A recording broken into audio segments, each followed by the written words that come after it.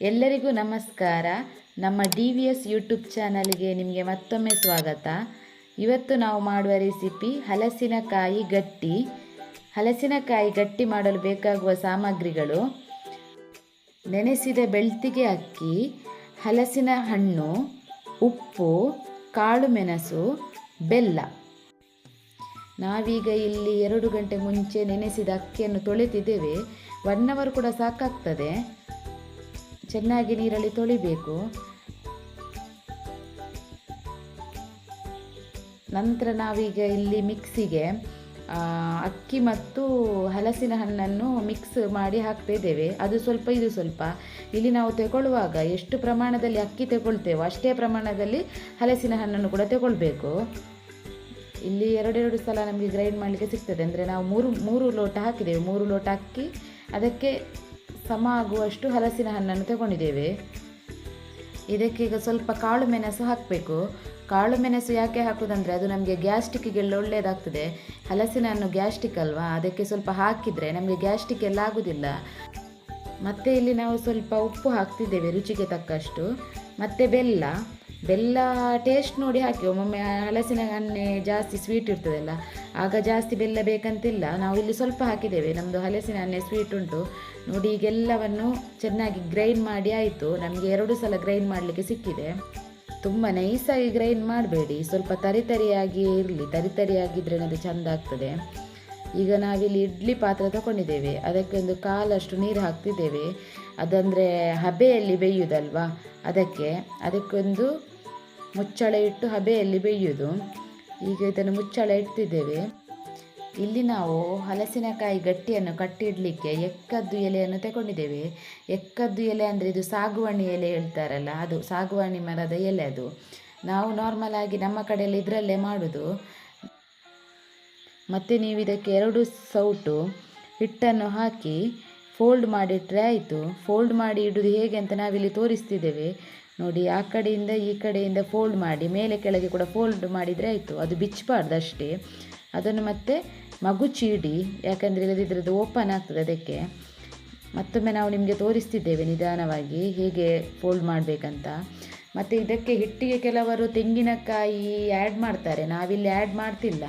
ತೆಂಗಿನಕಾಯಿ ಏಲಕ್ಕಿ ಎಲ್ಲ ಹಾಕ್ತಾರೆ. ನಾವು ಯಾಕೆ ಹಾಕ್ತಿಲ್ಲ ಅಂದರೆ ಅದು ಹಲಸಿನ ಹಣ್ಣಿನ ಸ್ಮೆಲ್ ಹೋಗ್ತದೆ ಅದನ್ನು ಹಾಕಿದರೆ. ಅದಕ್ಕೆ ನಾವು ಅದನ್ನು ಇಲ್ಲಿ ಆ್ಯಡ್ ಮಾಡ್ತಿಲ್ಲ.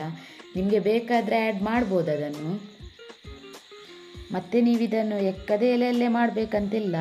ಕೆಲವರು ಬಾಳೆ ಎಲೆಯಲ್ಲಿ ಕೂಡ ಮಾಡ್ತಾರೆ. ಎಲ್ಲರಿಗೆ ಎಕ್ಕದ ಎಲೆ ಸಿಗೋದಿಲ್ಲ ಅಲ್ವಾ, ಹಾಗಾಗಿ ನಮ್ಮ ಕಡೆ ಎಲ್ಲ ಮಾತ್ರ ಇದರಲ್ಲಿ ನಾವು ಮಾಡೋದು. ಈಗ ನಾವೆಲ್ಲ ಮಾಡಿಟ್ಟಿದ್ದೇವೆ ರೆಡಿಯಾಗಿ. ಈಗ ಒಲೆ ಕೂಡ ರೆಡಿಯಾಗಿದೆ.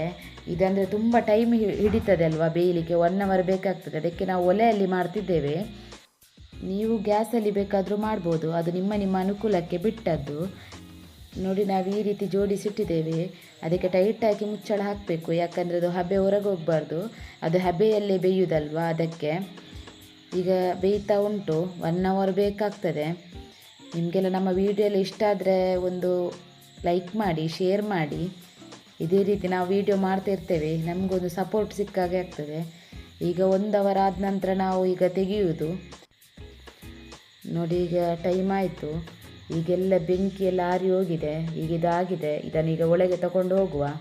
ಒಳಗೆಲ್ಲ ಹೋಗಿ ಓಪನ್ ಮಾಡಿ ನೋಡುವ ನೋಡಿ. ಈಗ ಮುಚ್ಚಳ ತೆಗಿತಿದ್ದೇವೆ. ಸ್ವಲ್ಪ ಟೈಮ್ ಆಯಿತು ನಾವು ಒಳಗೆ ತಂದು ನೋಡಿ. ಬಿಸಿ ಬಿಸಿ ಹಬೆ ಹೋಗ್ತಾ ಉಂಟು. ಕರೆಕ್ಟಾಗಿದೆ. ಈಗ ಬೆಂದಿದೆ. 1 ಅವರ್ ಆದರೆ ಸಾಕು ನೋಡಿ. ಕಲ್ಲರೆಲ್ಲ ಚೇಂಜ್ ಆಗಿದೆ ಎಲೆದ್ದು ನೋಡಿ. ಈ ರೀತಿ ಆದರೆ ಬೆಂದಿದೆ ಅಂತ ಅರ್ಥ ನೋಡಿ. ಎಲೆಯೆಲ್ಲ ಬಾಡಿ ಹೋಗಿದೆ, ಕಲ್ಲರ್ ಕೂಡ ಚೇಂಜ್ ಆಗಿದೆ. ಇಷ್ಟಾದರೆ ಬೆಂದಿದೆ ಅಂತ ಅರ್ಥ. ಇದರಲ್ಲಿ ನಾವೀಗ ಒಂದು ತೆಗೆದು ನೋಡುವ. ಬಿಸಿ ಬಿಸಿಯೇ ತೆಗಿತಿದ್ದೇವೆ ನಾವೀಗ ನಿಮಗೆ ತೋರಿಸಲಿಕ್ಕೆ ಅಂತ. ನಾವಾಗ ನೋಡಿ ನೀಟಾಗಿ ಫೋಲ್ಡ್ ಮಾಡಿದ ಕಾರಣ ನೋಡಿ ನಮಗೀಗ ನೀಟಾಗಿ ತೆಗಿಲಿಕ್ಕೆ ಆಗ್ತದೆ. ಅದಕ್ಕೆ ನಾವು ನೀಟಾಗಿ ಫೋಲ್ಡ್ ಮಾಡಬೇಕು, ಇಲ್ಲದಿದ್ದರೆ ಆ ಕಡೆ ಈ ಕಡೆ ಎಲ್ಲ ಹೋಗಿ ಒಟ್ಟಾರೆ ಆಗ್ತದೆ. ಹೀಗೆ ಮಾಡಿದರೆ ನೀಟಾಗಿ ತೆಗಿಲಿಕ್ಕೆ ಆಗ್ತದೆ ನೋಡಿ. ಕರೆಕ್ಟಾಗಿದೆ ಅಲ್ವಾ. ಈಗ ಇದನ್ನೇ ಬಿಸಿ ಇದೆನಾ ಅದನ್ನೇ ನಾನು ನಿಮಗೆ ಪೀಸ್ ಮಾಡಿ ತೋರಿಸ್ತಿದ್ದೇನೆ. ಬಿಸಿ ಇರುವಾಗಲೇ ನೋಡಿ ಗಟ್ಟಿಯಾಗಿ ಎಲ್ಲ ಬಂದಿದೆ. ಇದನ್ನು ಮಾಡುವಾಗ ಮೈನ್ ಟಿಪ್ಸ್ ಏನಂದರೆ, ನೀವು ಗ್ರೈಂಡ್ ಮಾಡುವಾಗ ಎಕ್ಸ್ಟ್ರಾ ನೀರು ಹಾಕಬಾರ್ದು. ಯಾಕಂದರೆ ಹಲಸಿನ ಹಣ್ಣಲ್ಲಿ ನೀರಿರ್ತದೆ ಮತ್ತು ಬೆಲ್ಲ ಕೂಡ ನೀರು ಬಿಡ್ತದೆ. ನೀವು ಎಕ್ಸ್ಟ್ರಾ ನೀರು ಆ್ಯಡ್ ಮಾಡಿದರೆ ಅದೊಂಥರ ಪಾಯಸ ಥರ ಆಗ್ತದೆ. ಮತ್ತು ಇದು ಹೀಗೆ ಗಟ್ಟಿಯಾಗಿ ಬರುವುದಿಲ್ಲ, ಸ್ಮೂತಾಗಿ ಬರ್ತದೆ. ಗಟ್ಟಿ. ಅದಕ್ಕೋಸ್ಕರ ನೀರು ಆ್ಯಡ್ ಮಾಡಬೇಡಿ, ಹಲಸಿನ ಹಣ್ಣಲ್ಲೇ ನೀರು ಬಿಡ್ತದೆ, ಮತ್ತು ಬೆಲ್ಲ ಉಂಟಲ್ಲ ಅಷ್ಟು ಸಾಕಾಗ್ತದೆ. ನೋಡಿ ಬನ್ ಥರ ಬಂದಿದೆ, ಈ ಥರನೇ ಬರಬೇಕು. ನೀವು ನೀರು ಆ್ಯಡ್ ಮಾಡಿದರೆ ಅದೊಂಥರ ಕ್ರೀಮ್ ಥರ ಆಗಿ ಕೈಯಲ್ಲೆಲ್ಲ ಹಿಡಿತದೆ. ನೋಡಿ ನಾವೀಗ ಮಾಡಿದ್ದು ಸರಿಯಾಗಿದೆ, ಈ ಥರ ಬಂದರೆ ಸಾಕು.